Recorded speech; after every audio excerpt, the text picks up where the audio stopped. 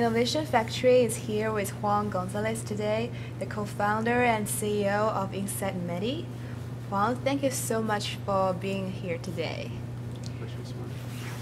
So first of all, can you tell us a little bit about InsightMedi? Sure. InsightMedi is a professional social network for medical images, for shared medical images. We want all professionals in the healthcare community to be able to do what they do already, sharing medical images, but in a very secure way and potentially with a global audience. So what is your target customers for your product, InsightMedi? Our users will be everyone in the healthcare community. I mean, from medical students to doctors, nurses, everyone that is related to the healthcare community and everyone that uses images for their work. How did you get the idea for your business, and what is your mission at the outset? Well, the idea at the beginning, it didn't have to do with the business per se.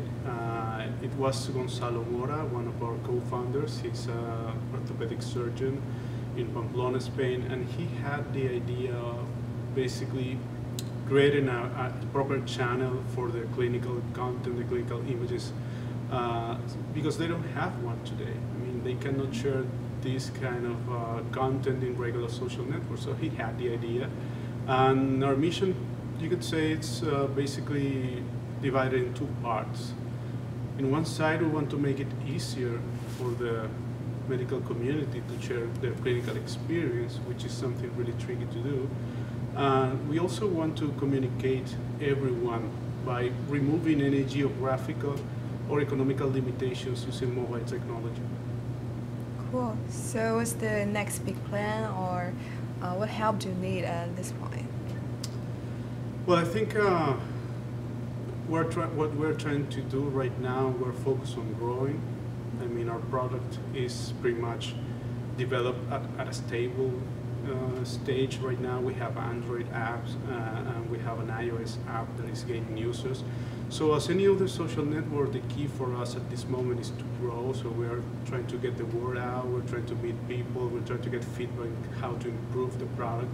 And of course, also something that is really valuable for us today, and that's why we're so excited to be here with Dreamit, is that we also have to get a business side of the project. I mean, at the beginning, this was an idea that created a company, and now that is mature, and it also have to be a sustainable business.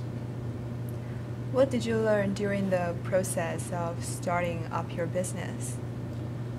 Well, I learned, and I'm learning a lot of stuff. I mean, probably I would say that the first or the most important thing that I learned is that you not always have to do, you can do what you want. I mean, when you are starting a business, you have to be flexible and open-minded, because you will have to put many hats. I mean, even if you are, as myself, a technical background, so I learned pretty early on that I wasn't going to be only doing the technical stuff. So I had to do other stuff that is important for the budget of the company.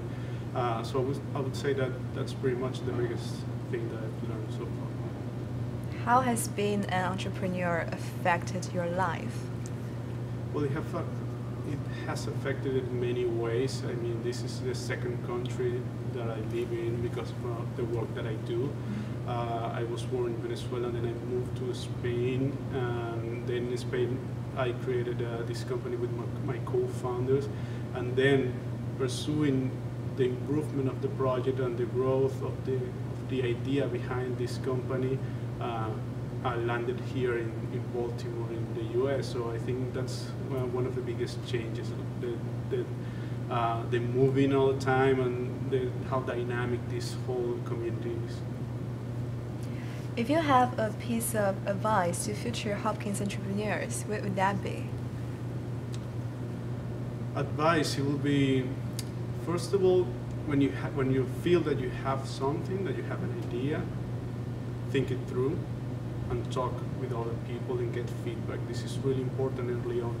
Sometimes people tend to think that if I have a really good idea, I should keep it to myself, and this could lead to probably starting something that is not worth pursuing, this is really important, because once you get into the development of the product, the idea, or the company that is behind it, you will notice that this is full of commitment, and you have to think it through before you start. So share with others, get feedback, and then if you still feel that this is something that is worth working on and your time, so go ahead and do it. So my last question for today is, what would you say are the top 3 skills needed to be for a successful entrepreneur? Well, successful, I don't know if there are 3 skills set for that. I will say probably they will change. The 3 skills will be different in different scenarios, because you have to take into account the kind of project that you're doing, the environment, the country, and everything. But I will say that commitment is really important. Passion is also really important. And as I said before, you have to be flexible and open-minded. I think if you have those 3, probably you have a greater chance to succeed. But I don't know, there are just 3 keys for that.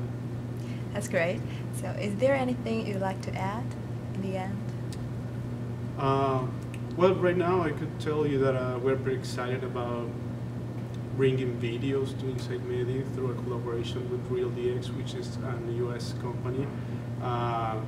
And nothing else, if you know a medical student, if you know a doctor, if you know someone in the healthcare community, please tell them to get InsightMedi free from the App Store. Try it out and let us know what you think. Well, congratulations on the new partnership, and thanks for the interview, Juan. Yeah, no That's it for today. Thank you. Thank you.